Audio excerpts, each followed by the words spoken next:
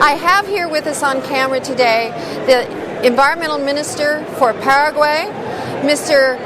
Oscar Rivas, and the key negotiator for REDD, which is one of the key treaties dealing with deforestation and degradation that might actually be achieved at this conference. And this is Miguel Lavero.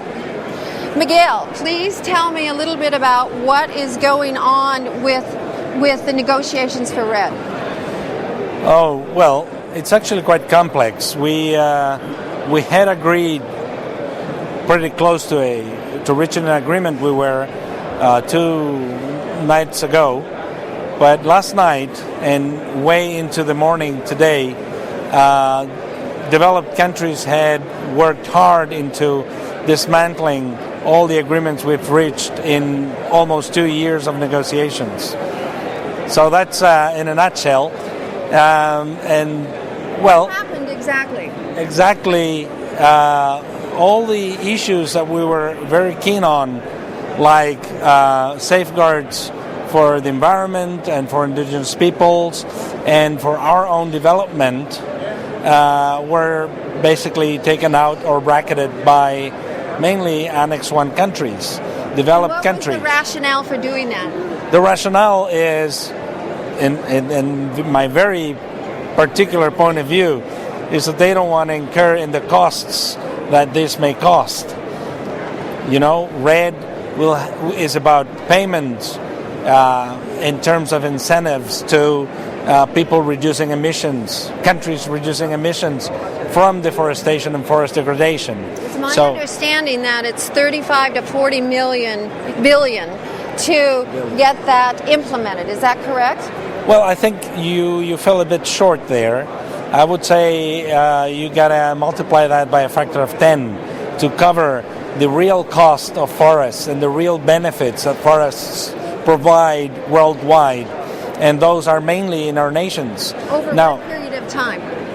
No, I'm telling you in terms of being a guarantee to the climate cycle, to the functioning of the climate cycle. Now, I would say that in terms of the let's say commitment period investment, we then are talking about this 400 million and not 40 million. You know, it's a very, very big difference.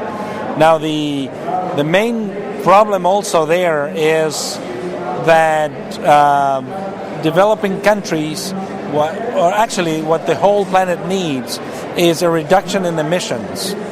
We don't need offsets, and developed countries want offsets.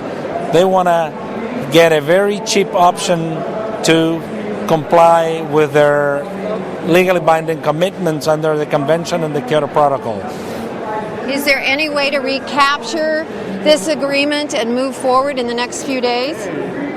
Well, yes, it's in hands of our ministers who are here.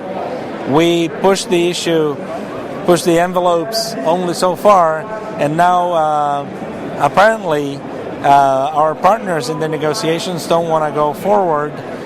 They want to leave it up to their ministers, and of course we got our ministers to decide this with them. Minister Rivas, what's your next step? Siguiente paso. Pienso que nosotros debemos, dadas las circunstancias actuales de procesos de negociación estancados, creo que lo que deberíamos hacer es salvar el encuentro de Copenhague y tratar de encontrar dentro de la agenda de máxima con la que vinimos a Copenhague, tratar de llegar al máximo posible.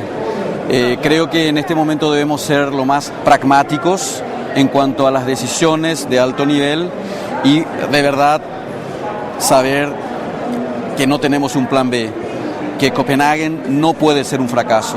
Copenhague tiene que ser un éxito y de ese éxito depende la vida del planeta. Creo que aquí nosotros tenemos que trabajar en esa línea y seguir trabajando en otras cuestiones más estructuralmente importantes que tiene que ver con el cambio climático, que es hablar de los estilos de vida que existen en el planeta y no hablar simplemente de temas financieros, porque de verdad el cambio de estilos de vida que es lo que realmente va a salvar al planeta, no pasa por una cuestión de finanzas, sino pasa por un cambio radical de formas de producción y consumo. I understand Spanish poquito, but I got some of that. I have a question about what's gone on recently in the Chaco and the loggers coming across the border from Brazil and going into the Chaco and for cattle, 450,000 acres that in the last 8 months, I understand, have been logged illegally. How can Paraguay work with the international community, with USAID, to pull a halt to this? Con la comunidad internacional y con USAID para ponerle coto a este proceso. Bueno, nosotros estamos trabajando fuertemente por una ley de deforestación cero en el Chaco. De hecho, en la mitad del Paraguay, en la Mesopotamia, Paraguay-Paraná, tenemos una ley de deforestación cero porque la misión nuestra es parar completamente la deforestación en el Paraguay. El cambio de uso de la tierra ya no es una actividad racional en el Paraguay. Ya no es posible hablar de sustentabilidad del desarrollo y de las comunidades del Paraguay deforestando los bosques del país. Por lo tanto, en primer lugar, lo que debemos hacer es legalmente establecer los límites que corresponden y luego luchar contra la ilegalidad. Y en ese sentido necesitamos mucha fuerza política, que es lo que estamos reconstruyendo en este momento nuevo político de un nuevo país. Most of this comes down to politics, is the bottom line. This is Sally Ranney in A Matter of Degree. Thank you very much, gentlemen. Thank you. Thanks to you, Sally. Gracias.